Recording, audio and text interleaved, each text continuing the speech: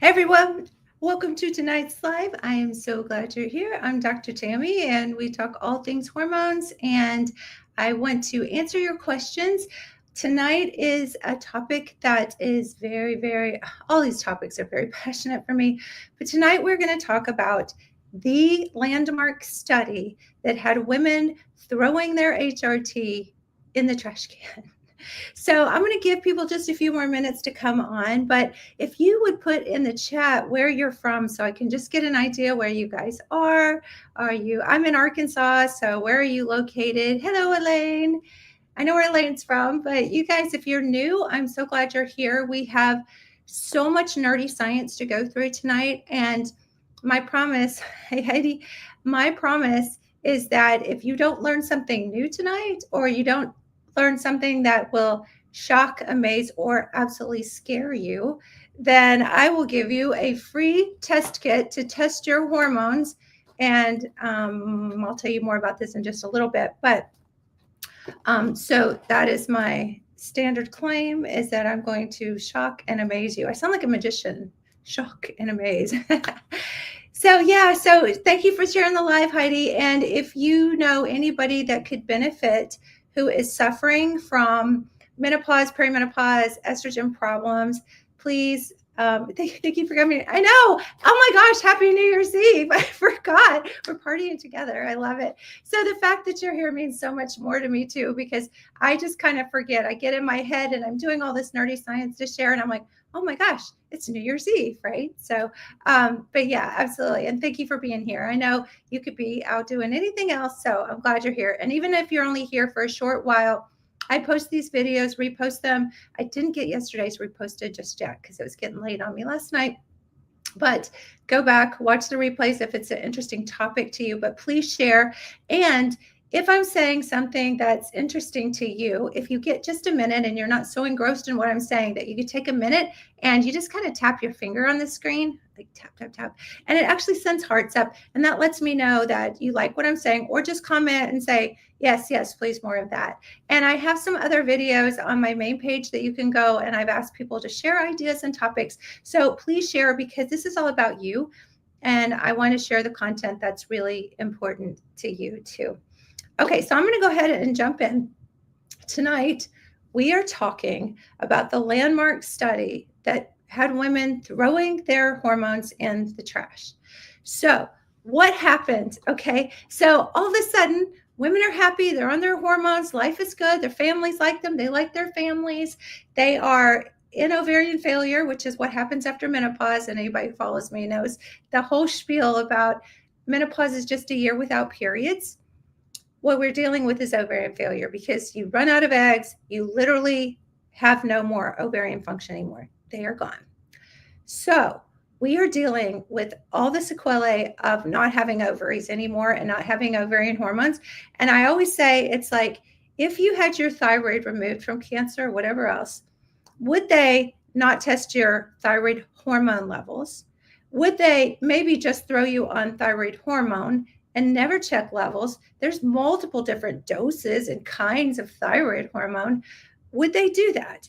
But yet they do it every single day to women. They tell you, oh, we know your ovaries are dead, but we're not going to, or maybe you had your ovaries removed with a hysterectomy or oophorectomy, which is removing the ovaries.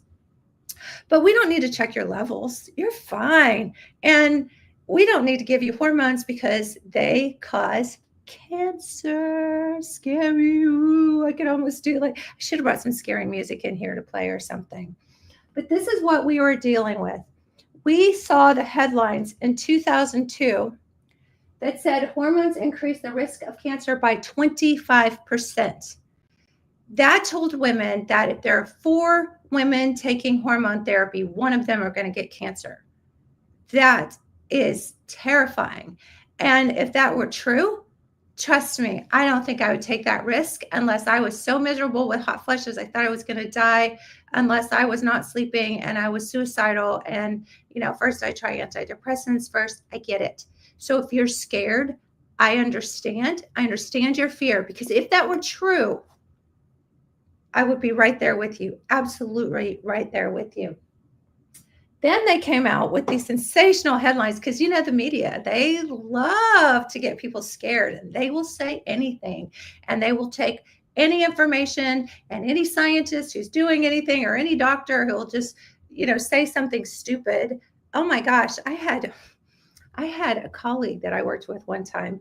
It was not by choice. I worked for a hospital, and she actually was one of the people that worked in the clinic. And they used to interview me for stuff, talk about stuff like this. And so I was out one day, and so they asked her to do the interview.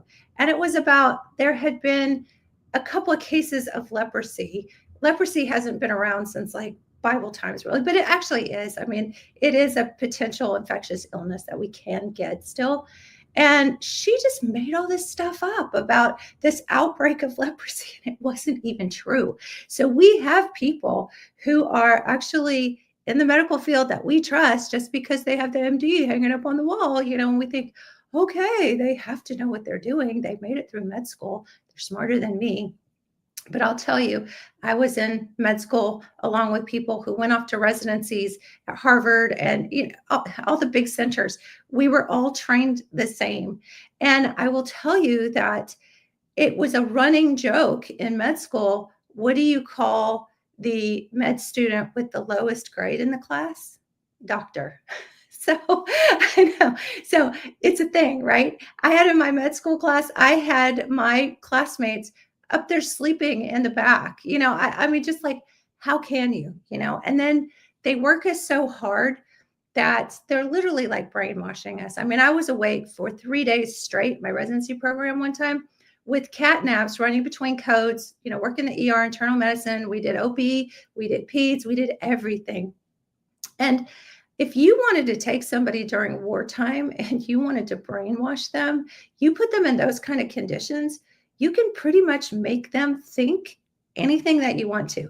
And then you get them out, and then you put them in a clinic where they have to see 60 patients a day, and they're so busy and they don't have time to get out of the box. And I'll tell you, the only reason I got outside the box was because I had endometriosis and PCOS and dysfunctional uterine bleeding, and I had uterine cysts that were rupture, and I would actually miss a day of, residency, and that was like so not cool. And then finally, I got away from all that because I started to actually do my research. So I think God does things for us and not to us, right? So I had to learn all of this stuff, but I didn't learn it in med school, and I didn't learn it in residency. And there was a study done in 2017 that said only about 10% of med students get any training in menopause, and it's all pharmaceutical training.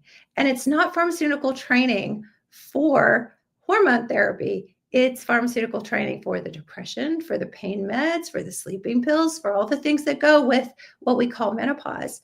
And so I remember that very well. When I say remember that, I don't remember any menopause training. None, zero. I mean, we had like biology, and we talked about hormones, and we talked about pregnancy and childbirth and that kind of stuff. But there was really, I mean, maybe a cursory understanding of the cycles of, of menstruation and stuff like that. But other than that, like nothing for ovarian failure, like absolutely zero that I remember.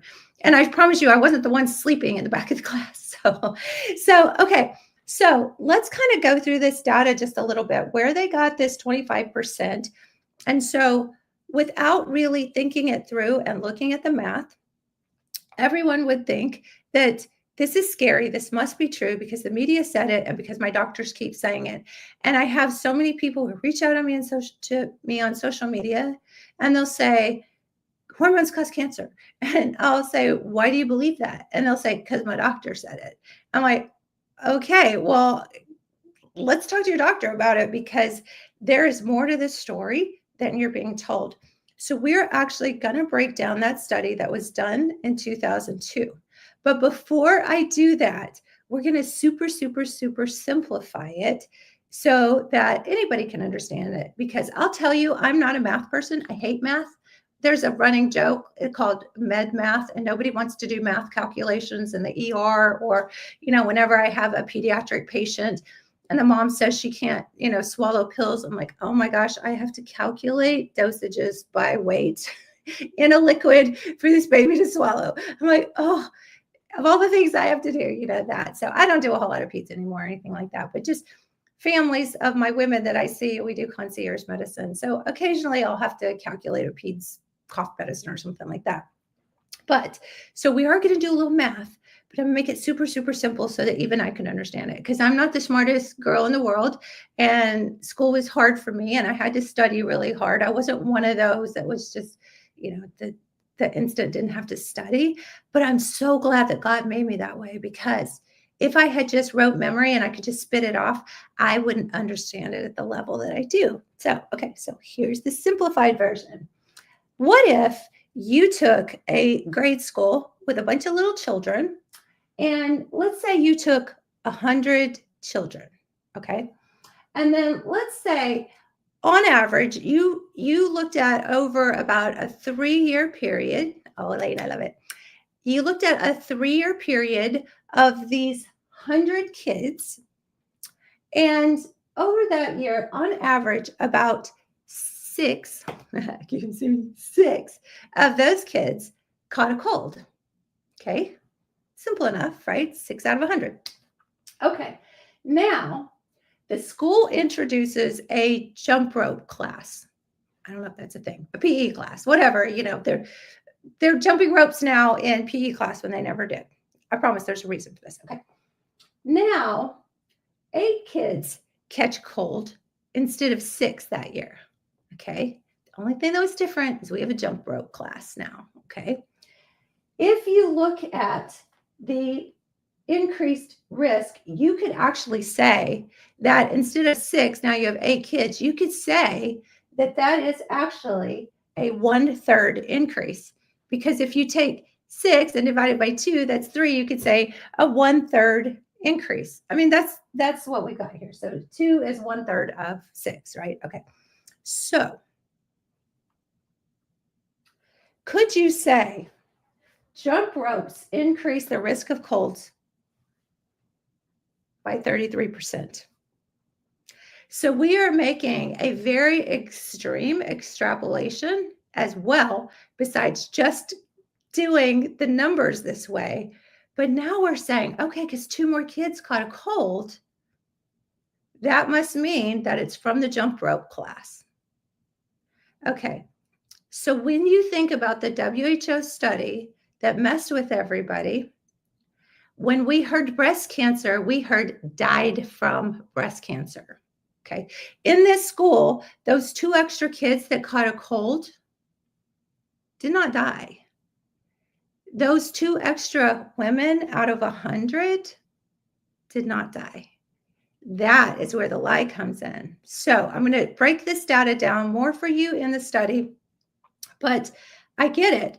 Dealing with breast cancer is a big deal. And I will also say, I'm going out on a limb here to say this, because I don't say this lightly, dealing with breast cancer. I'm sure that is just, horrendous for somebody. I haven't had to deal with that. I have had ovarian cells. I don't claim that. I don't talk about it, but I have faced that.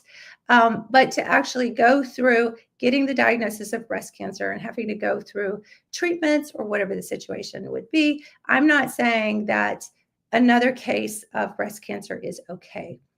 But these women didn't die. And there is an argument that because they were on hormone therapy, it was detected earlier, because if there was any estrogen receptor positivity, it woke it up faster. So I'm going to go through the data and show you that there is not only not anything terrifying about this, but also what happened and what the real risks are. So let's dig into that now. Okay. So in this study, there were 2 arms, meaning in a study we have one study that had estrogen and progesterone in it, and we had one study that had estrogen only, or one arm. And then in between, there were also, because we call this a double placebo randomized trial, there were people in the placebo arm who got absolutely nothing. And so that's where we get the basically kids in school that just would randomly get a cold, right? Or women that would, just by the population statistics, would get breast cancer. Okay, so we have that. So the estrogen and progesterone arm had 16,000 women in it, and the estrogen only arm had 10,000 women in it. So right out of the gate, we have about a 6,000 women difference. So that statistically throws all of it off. Okay. So, and they were on synthetic estrogen and progesterone, not the organic stuff. This stuff, if you watched my video 2 nights ago, I talked about where synthetic hormones come from. And they basically come from petrochemicals from the oil industry because they have figured out how you can break those molecules down, patent them. No surprise about financial gain, right? And you can break them down. And these oil chemicals are the same things in plastics, the endocrine disruptors, the cancer causing PCBs that are like in plastics and styrofoam, in nylon. And so basically, we know that those are carcinogens. Those are chemicals that are not allowed in other countries. And we know that our cancer rates have gone so up. So I'm 55. When I was a kid in my small town, there was one lady who had breast cancer, and everybody was like, oh my gosh, what's breast cancer? Nobody, cancer? What's that? So now when I know people, like everyone knows somebody who has cancer, and I've had to go with some friends and loved ones to our cancer center here, it is packed. I mean, it is just and nobody's saying, what the heck? What is this? Where's all this coming from?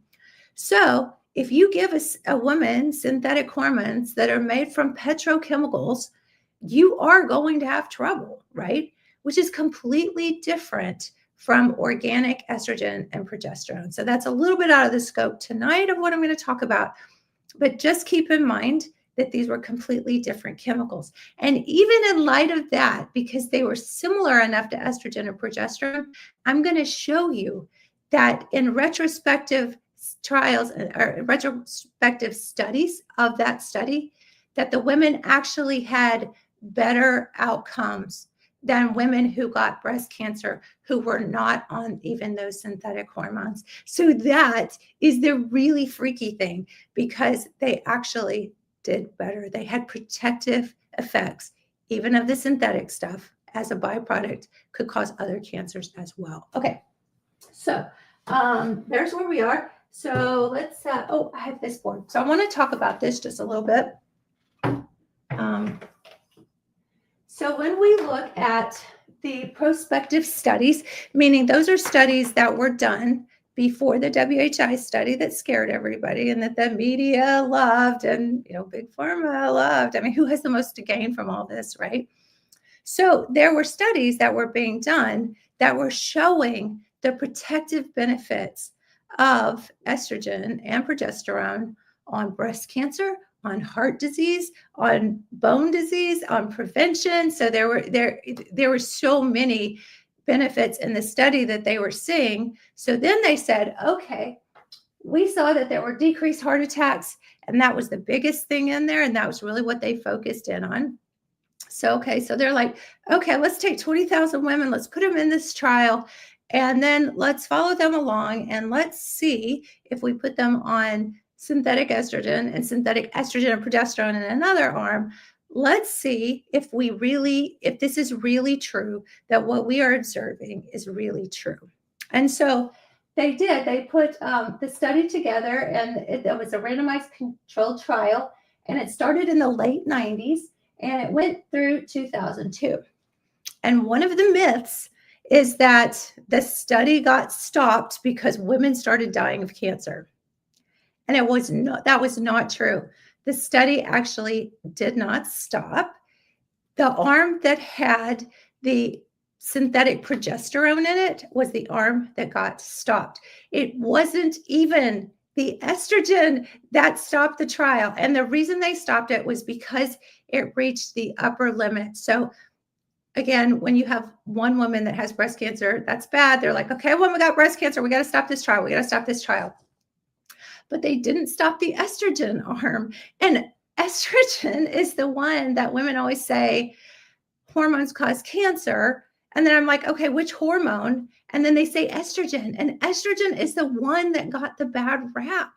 And it wasn't the one that was even associated with the data that they were pulling and projecting and saying hormones are bad. I don't know how the media got estrogens bad, because it was that double, that arm with the double hormones in it, and it was the progesterone arm they pulled. So it wasn't even estrogen. So that's why I sort of, in my mind, when someone says I can't take estrogen, I'm like, all this stuff just races around in here. And I'm like, oh my gosh. I'm like, I want to scream, because I'm like, none of that is true. None of that is true. And people's doctors are telling them that. And it's just gross. And women are suffering. And speaking of women suffering, we'll just go right into that part.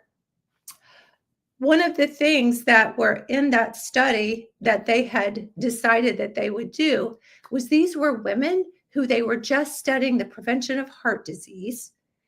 These weren't women who were symptomatic with hormone issues. And 100% of women will go through ovarian failure, and about 85% will have debilitating symptoms. And I just had a woman in my practice today, and she didn't come in for hormones. She came in because I do other things. I do aesthetic services and things like that in my practice.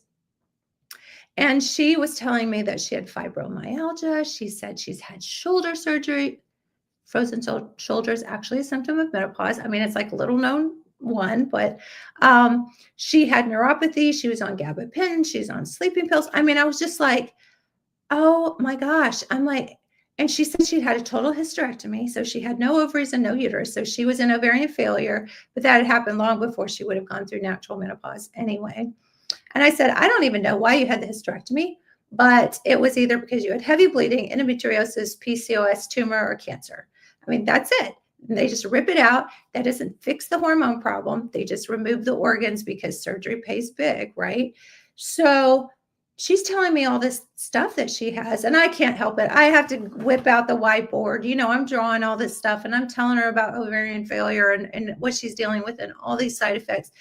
And just the lack of knowledge, because there's so much fear around it, just shuts everybody down. And she's like, I had no idea that all of that was from ovarian failure. And so, we talked about let's have this conversation about the safety and, the efficacy of hormones. And so she was just absolutely blown away that she had a choice. So my point of saying this is because women are suffering and they don't know why they're suffering. And I always say a headache is not an aspirin deficiency. I'll say that again. A headache is not an aspirin deficiency. And if you have a headache and you just go take an aspirin, something caused that headache. Either you didn't sleep well, you're tired, you have barometric pressure changes, you have hormone imbalances, which can cause headaches. I mean, there's something going on. And yet we are in this big pharma society where it's just, here's your pill, you've got that, here's your pill. And they call that a pill for an ill. And so we have to look at what suffering really is. And all of these medications are just Band-Aids. And so now that I'm talking about suffering, the women in the WHI study were not there because they needed symptom control. They did not dissect out if they were even having hot flashes. They didn't ask them if they had diabetes, or if they drank alcohol, or if they smoked, but they weren't asking them, are you sleeping? Do you have frozen shoulder? Do you have headaches?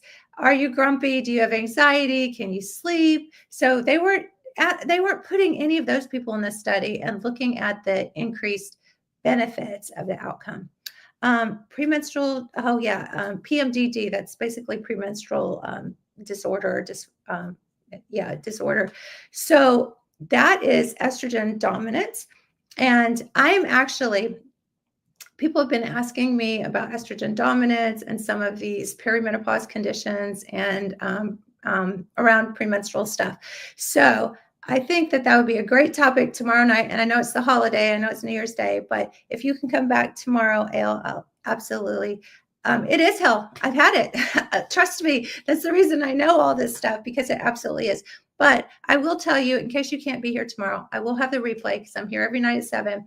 But I will tell you that our program It's my passion project. And that's why I'm here every night at 7, is to tell you guys the truth and to get you testing and to get you on bioidentical hormones. They're very different than the synthetics that they used in this study. And I am going to show you that even synthetics had protective benefits. I'll show you that in just a minute. But that's what we do. We send test kits to your house. This is super simple. We have saliva kits, but we can also do blood spots and send you to the lab. There's so many other things we do, but this saliva kit is so easy. You just put your saliva in a little tube and send it off, and then we get you on bioidentical hormones. So with premenstrual disorder, you can use cycled progesterone, and that is the fix almost always. Now, if we check your levels and your estrogen, testosterone are off, that's another whole thing. But that's why we work with you, because everybody's different. And we really need to see how much estrogen dominance you have, the degree, and look at you as an individual and look at all of your symptoms. And so that's how we put that together. But natural progesterone, this is one of our creams. I know you probably can't see it very well, but there it is. There it is. So this is actually an estradiol cream. This is our progesterone cream. So yeah, so that's the beauty of what we do, is we dose it just for you. So it's individualized. So that is just amazing. My goal, my big hairy goal before I leave this planet, is to have 50% of women, which is not where women were before 2002, but 50% at least, knowing about this and getting the benefits of it. So before 2002, upwards towards 60 to 70% of women were on hormone therapy. They knew the protective benefits, and they knew that the symptom control was so important. And I don't even think that women back that far had as many symptoms as we do now because of all the chemicals in our environment. And now we have women who are suffering, and they are on so many meds. I have women come in sometimes on 15 or 20 medications, and all they're dealing with is not having ovaries. And it's kind of like, it's negligent, because if a doctor knew you didn't have a thyroid and they didn't give you thyroid hormone, that would be negligent, right? It's just nuts. Okay, so anyway, I'm going to get back to this just a little bit. So again, they only stopped the synthetic progesterone arm. And then in 2013, from 2002 to 2013, they did what's called a post hoc analysis, meaning they went back and they looked at all the data and how it was presented and the actual stats. And they followed those women, those 2 extra women who got breast cancer, again, on synthetic hormones, took them 10 to 15 years out from menopause, so they didn't have any protective benefit of being on hormones. They made this really bold media claim that I just showed you the numbers a minute ago. If you got on here and you didn't see my numbers a while ago, you can go back and watch the replay. The ridiculousness of what relative and absolute values, how they differ and how they're reported. And then they went back and they actually showed that when they went and asked the women about their quality of life taking the hormones, that they actually had improved quality of life, that their symptoms were better, the rates of diabetes went down, the rates of heart disease and heart attacks. And the number one killer of women is heart attacks, which is why they started the whole study to prove that. And their rates of obesity went down because estrogen impacts your metabolism. Their rates of depression, anxiety, suicide, all of that went down, but nobody's talking about that. And they also showed that the rates and the incidence of breast cancer went down, but not only that, that the survival rates of women who got breast cancer went down. So that's nuts. And nobody's talking about that. And when you have an event in the media that scares people, it is really hard to undo trauma. It is really hard to undo fear. And, I've been reading a little side note. I've been reading a book, and it talks about trust. And Lisa TerKeurst is the author, but she talks about trust. And one of the things she talks about in there is once you have had a big trauma, it is really hard for you to see anything else because that primitive brain of yours is in protective mode. And so, when you have heard something like that, and especially if your mother and your grandmother said it, because, 2002 was a minute ago, right? So That's what we're up against. And there's so much fear around that, and nobody wants to get breast cancer. The interesting thing, too, is that when you are in your 30s and your estrogen is the absolute highest, you are so fertile in your 20s and 30s, the risk of breast cancer is about 1 in 200,000. Well, that's probably changed now with all the chemicals in our food. I won't say that, but that's what it was. A woman who is 10 to 15 years out from menopause who has not had the benefit of hormone therapy has about a 1 in 8 chance of getting breast cancer. So, like, what the heck? I mean, nobody's asking that. And we have girls as young as 9 years old on synthetic hormones called birth control pills. And nobody's telling these girls that there's an increased risk of breast cancer. And now we actually are seeing increased incidence of breast cancer in 20 and 30 year olds. And you know what? The majority of those breast cancers are what we call HER2 negative, which are and are triple negative. So they don't have estrogen receptors, they don't have progesterone receptors, and they don't have the HER2 receptors. So these are just renegade breast cells. So where the heck is all of that coming from? And they're happening mostly in young females. And then we're dealing with all these women are on birth control, on synthetic hormones, which are completely different from bioidenticals, and the route is very important too. So I'm going to go through and tell you guys just a little bit about some things that were very blatantly wrong in the study. So we'll go through those. This will be kind of fun here. Fun, not fun, right? Okay. They didn't account for health risk. I did mention that. So diabetes, heart disease, obesity, smoking, drinking, none of that was factored in. They didn't have protective benefits for up to 15 years. The average age of women in the study was 62.5. So if a woman goes through menopause at 50, we're talking almost 15 years that they did not have any protective benefits because they only took them if they had not been on any hormones, which is kind of hard to find back then, right? Because almost 70% of women were on HRT. So when you're finding these women, like, how are you going to dissect out all their risk factors, their genetics? I mean, it's like, it was so flawed. I cannot even, if I did a study like that today, they would like laugh me out of medicine. But another thing I will tell you is when you are looking at studies, and I don't expect you guys to be able to go dissect nerdy, medical journals and stuff. But the first thing that I do, if I'm going to go look at a PubMed study or that's come out of JAMA or something like that, is I go to the line where they have conflicts of interest to reveal.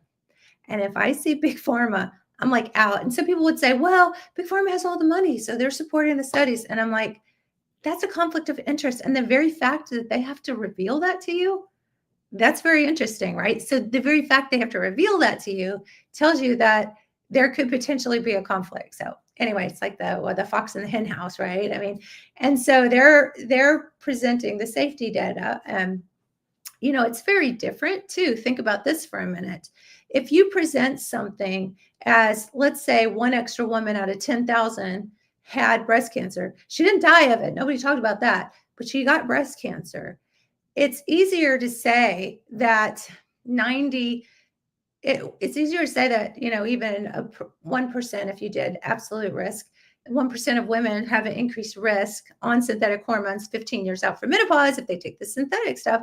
It's easier to say that than 99 women didn't, right, out of 100. So it's just how you present the data is very interesting as well, too. So you can say, you can lean it any way. And then if you put a lot of sensationalism behind it and, these women are getting cancer and they stopped the study. I mean, it just, yeah, I can't even. Okay. So they were synthetic hormones. So we talked about that. We talked about the patients with breast cancer didn't die, and it actually increased their survival rate when they went back and looked at prospective studies. And absolute risk decrease of breast cancer was up to 60 to 80%. So I've already talked about that one.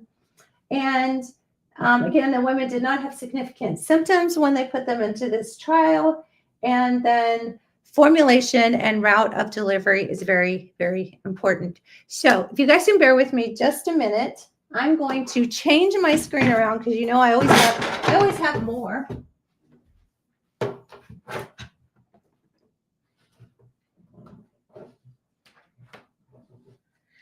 Okay, so I'm just going to go through a little bit of information just to kind of help you understand. And one of the coolest talks I think I did was about 2 nights ago when I actually broke a lot of this down about what is bioidentical, what is the difference, what's the route of delivery. But I always want to go back and I want to just paint this a couple little pictures for you tonight. So if we took a graph and we put hormones on this axis, and all my tribe are here every night. You guys have seen this a million times. You can draw it for your friends, right? Okay, and then we go from birth to, let's say you're going to live to be 100. And let's say, I love all these fun colors. I just got new markers the other day. So fun. So let's say about age 50 is where most people go through menopause. And so I'm looking for fun colors here. So our hormones, our ovarian hormones, are estrogen, progesterone, testosterone, DHEA, pregnenolone. I mean, all the ovarian hormones, including cortisol. Cortisol is actually a sex steroid hormone. Start around birth, increasing. And then these are the fluctuations, periods, babies.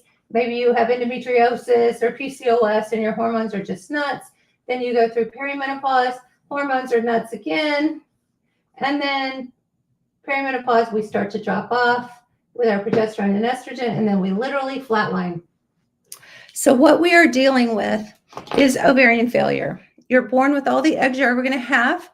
And once you start in puberty, the follicles start ripening. You pop an egg out a month, and only, we're fertile for about 20 years, maybe. So there's only about 20 eggs that actually get plumped up in the follicles.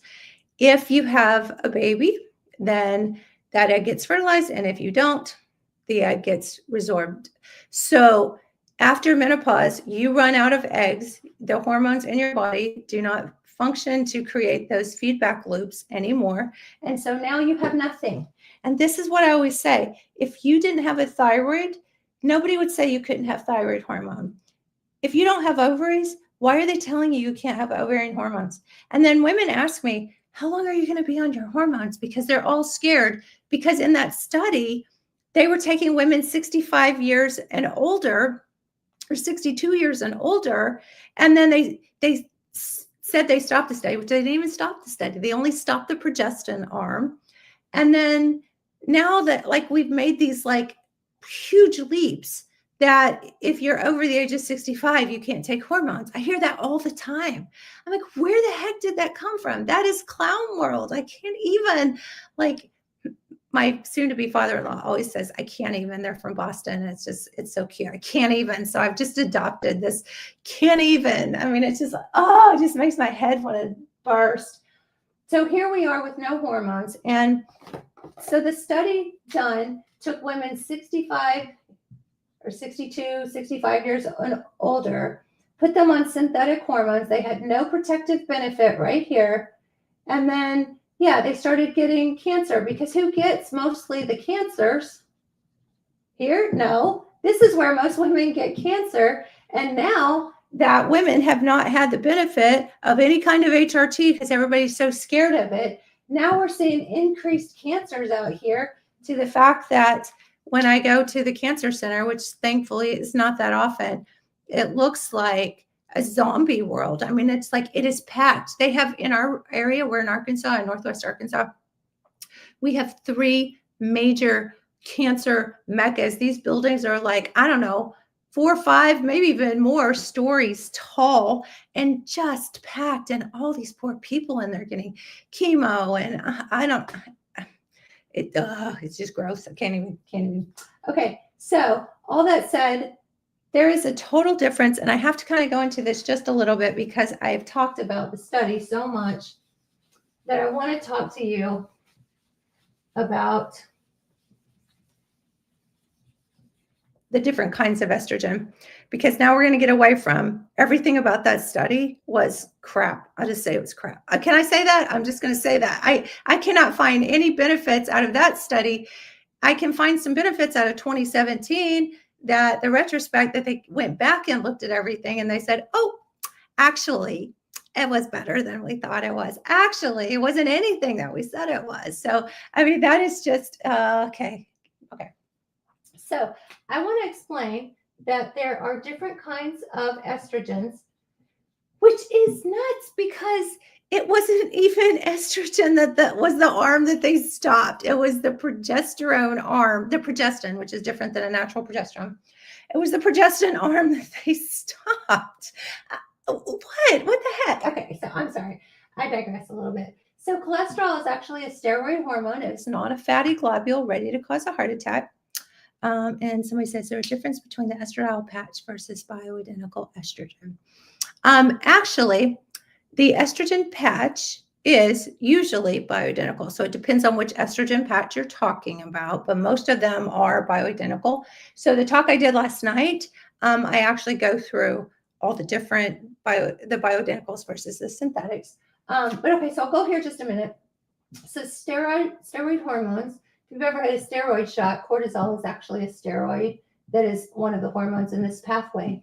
But we make progesterone, which is very different than a progestin, which is a synthetic progesterone. And then we make estrogens. And there are 3 main types of estrogen, and there are over 25 different metabolites, and they act very differently in the body. Some respond to breast tissue, some respond to uterine tissue. That's another talk. We'll do that for another day. But of the estrogens, we have what are called E1, E2, and E3. And E1 is the problematic one. God doesn't make a bad hormone, but it is the one that stimulates breast tissue. So if you're a 9-year-old girl trying to grow breasts, fine, you need more E1. But if you are a menopausal woman, you don't need more E1. And the more overweight you are, the more you store E1 in your fat cells. And women who are overweight have about a 33% more increased risk of all cause having breast cancer, right? So E1 is a problem. E3, which that's the beauty of doing compounded hormones, is that we could put the protective one, and I call E3 the fire blanket. So E3 can go and cover up E1 and say, hey, stop it. So I have women who have had active breast cancer recently, whatever recently is, that are miserable, and I can put them on E3 and know that it's going to be a fire blanket. You still get the benefits of estrogen, but you're not going to have E1 running the show. So, I mean, and why we're not doing that, I have no idea, because there are so many studies that prove, and when you look at the molecular structure of these different estrogens, it bears out all the time. So they took E1, which was the natural estrogen, and they made a synthetic molecule out of petrochemicals. They cracked it, they distilled it, they did all the processes they do to get it down to a steroid molecule. Oh, and they patented it too. And then they took that synthetic estrogen, and that's what they gave them. And they gave them a synthetic progesterone. And the difference between a natural progesterone and a synthetic hormone is a synthetic progestin actually will keep a baby from implanting, from an egg from implanting, and it will change the vaginal mucosa so that the sperm can't even penetrate and you can't get pregnant. And natural progesterone, we use that all the time in my practice to help to do our natural fertility program. And so we can give a mom bioidentical progesterone. And I have women who have failed in vitro, who multiple times, who have struggled with infertility for years. And I did too. That's why I had to learn all this. Had fertility issues for 13 years, and my son's 20 now. So, but most of my women in our fertility program have gotten pregnant within 3 months of just some cycled progesterone and a little bit of genetics information. So there's some supplements and also a little bit of dietary change. And it's so nuts. There's such an industry of that whole fertility thing. And it's so simple. So anyway, okay. So anyway, enough about that. So I do want to kind of talk about PMS, or now they call it PMDD, which is premenstrual syndrome. I'm not even sure. I have to look that up. I don't even know if you guys know why they changed the terminology for that. I'm not even sure. But It's not all that relevant. We know it as PMS. So I will do this real quick. Another graph, you know, I love graphs. I love to put hormones on graphs. So these are ovarian hormones, and I'm going to do estrogen and progesterone, okay? So we're going to do 28 days because that's the average menstrual cycle. And this is relevant whether you have endometriosis, PCOS, fertility problems. It's all the same, right? It's kind of like the surgeon's answer to all of those is just take the uterus out. The answer to all of these issues is natural progesterone. So I'm going to show you this. Okay. So I'm going to use red because estrogen makes you bleed, right? So, let's kind of delineate this too. Day 14 is the day you ovulate or you pop out an egg if you're still menstruating. And so the first part of your menstrual cycle is driven by estrogen. And I'm putting estrogen in red because like blood, right? And then estrogen kind of does this thing and it starts spiking. And this is when you start building up a lining in the uterus. And some of you guys might not have seen me do this. So I'm going to put a uterus right here. And then we'll put some ovaries here. Yay. Almost looks like a bug. And this is the uterine lining here. Okay. And this is the cervix. So that comes out the vaginal canal. And then as you start building this lining, you start building up this bloody lining. That's what the cells of the uterus do. Okay. And then what happens is mid-cycle, there's a hormone called progesterone. Let's see if I got a green one. Oh, here's a teal one. I love teal. Red and teal look really good together too. Okay. And then progesterone starts peaking right here because the brain has this feedback loop that then tells progesterone to essentially grab onto estrogen and pull it down. And then that's when you have the menstrual cycle. So if that's working properly, then all of this blood just goes out and we have a menstrual cycle. But if progesterone is deficient, then we get this situation where where's progesterone? Where's progesterone? I don't know. Where's progesterone? And estrogen just keeps doing this. And then finally, progesterone's like, okay, the brain's like, something's really, really wrong. Okay, we'll start doing something. But now we have all of this estrogen, and now this lining is just doing this. And now some of that lining actually leaks out into the peritoneum, where it's extremely erosive, corrosive, it's painful. And now someone is just in crippling pain every month when they do this. The feedback loop gets so out of whack that now you're irregular. 28 days means nothing anymore, and you're literally just spilling blood all the time. And the only answer they have for you when you're absolutely miserable and screaming is to take your uterus out. That's the answer. That does not fix the hormone problems. And then they'll say, well, we'll leave you an ovary so that at least you won't be an ovarian failure like all us menopausal women are. That's just 100% of women go into ovarian failure after menopause. But they'll say, we'll leave you an ovary just for grins so you don't have to go on hormones. Yeah, that's what they say. I don't know. I can't even. Okay, so this is kind of like a bucket at those water parks. You know what I'm talking about? They fill up and then they dump, and then the kids are like, yay, this is so fun. It sprinkles on you. Okay. So if that bucket were to fill up all the way and then it dumped, it would be like a fire hydrant. It would actually be painful because it would just pelt you, right? So those buckets don't fill up to full capacity. Just fill up a little bit. And then the distance, it's physics, the distance between you and that bucket, if it's just a little bit, it will dissipate by the time it gets there. But if that bucket is really, really full, it can't dissipate by the time it hits your head. And then it's like traumatizing, right? It could even be painful. Like a fire hydrant could actually hurt you, right? So that's what's happening. This lining is building up so much because this estrogen is just going crazy. And that's what we call estrogen dominance. And I had somebody that got on the live the other night and said, that's a slang term. That's not even real. I'm like, oh, okay, what else do you want to call it?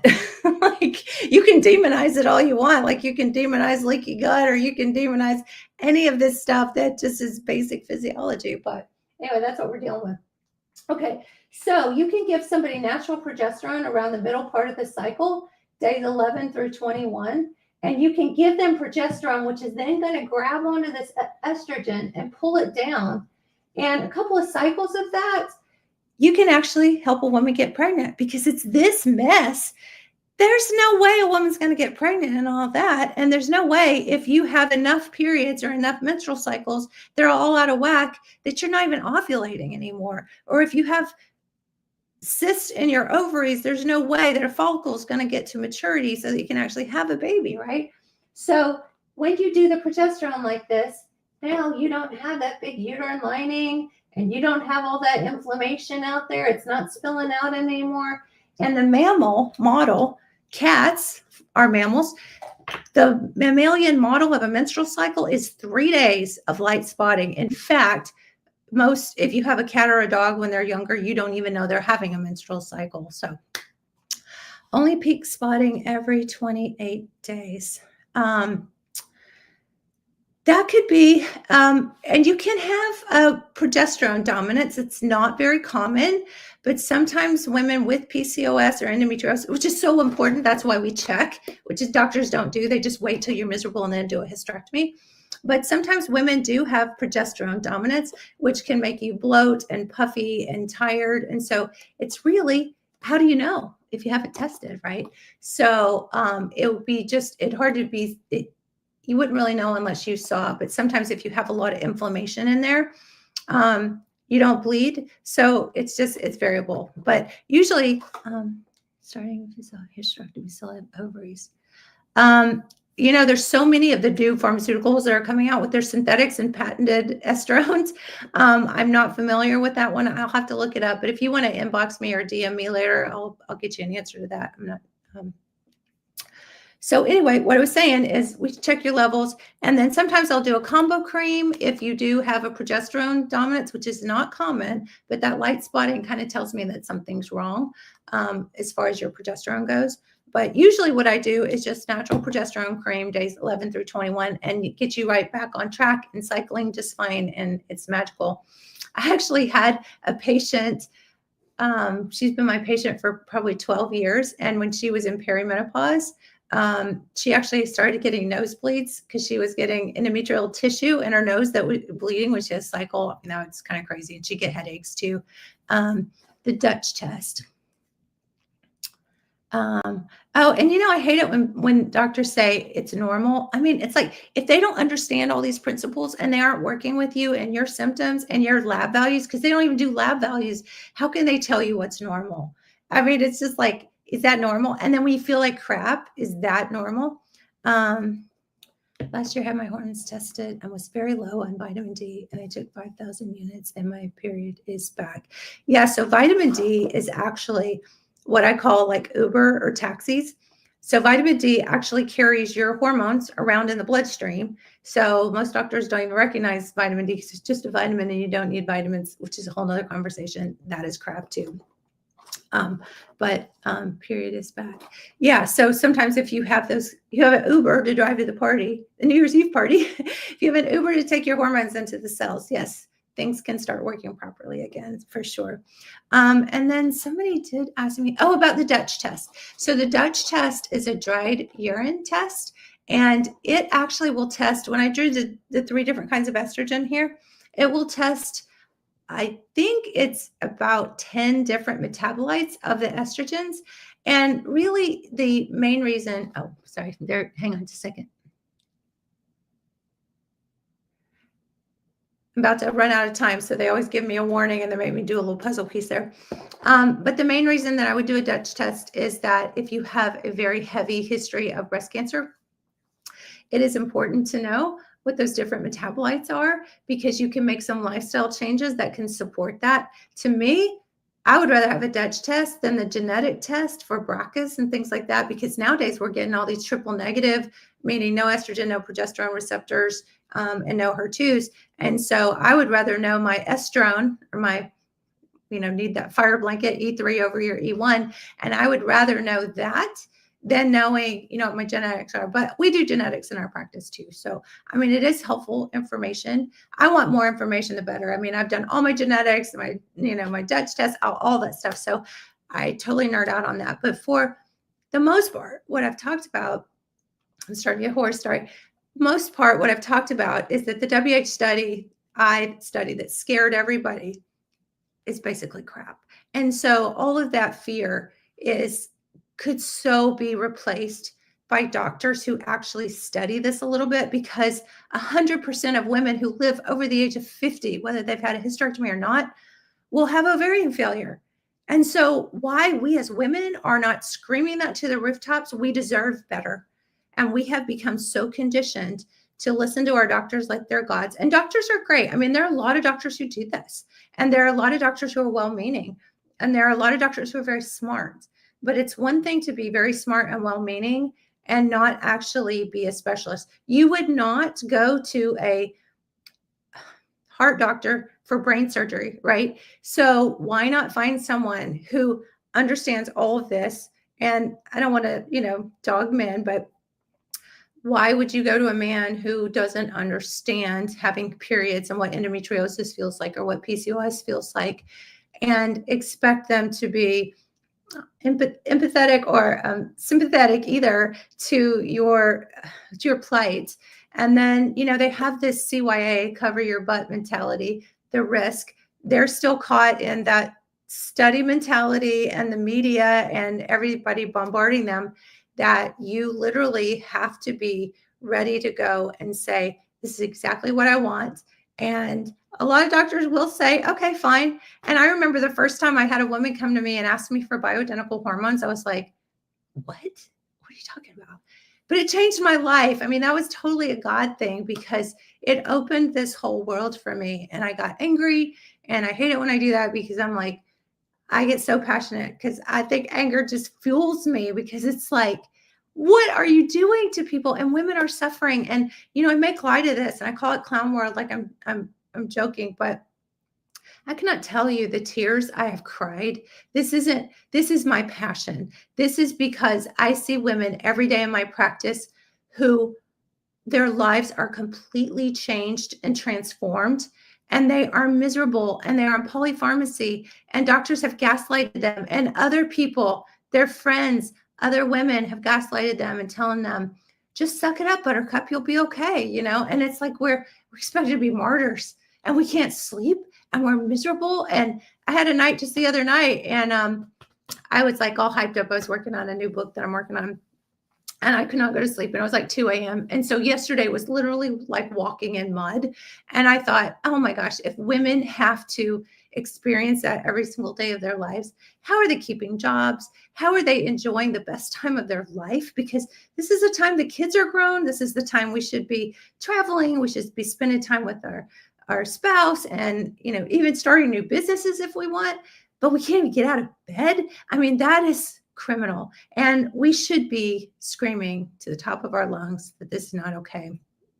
Okay. Oh, thank you, Dawn. I can't help it. I mean, yeah, don't thank me, because it's like, it's just, I have to. I mean, like there's this bubbling voice inside me that says women are suffering. So okay, they're going to kick me off here. I love you guys so much. Brain fog, yes, absolutely. Everything that you're experiencing in our test kit, when you do this, you will see there's almost 100 different symptoms in here, from frozen shoulder to thyroid issues to cholesterol issues, because all that's related, right? Blood sugar, just blood pressure. I mean, all of this is menopause related. So we do this, and you send it in, and it's all included.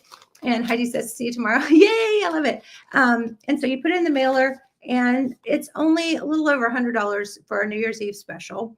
So usually it's like $300 or something, like $299. But if you went and got a blood test, if you could get your doctor to check at all or listen to you, if you went and got a test, it would probably be $500 or $600, right? So anyway, everything's included, and a consult, and our hormone experts will get on the phone with you, and they will dose your hormones and get you on a plan. We do supplements, we do coaching, all that stuff. So we're very passionate about education, because knowledge is power. Knowledge is power. I totally want you to have your knowledge, and I want you to have your power. That's so important. Oh yes, Constantina, Happy New Year. See you next year. Next year's tomorrow night at 7. I love you guys very much. Have a wonderful evening. Inbox me if you have any questions, or if I can do anything, or you have topics or anything. Heidi, Happy New Year. Love you guys. I'll see you tomorrow.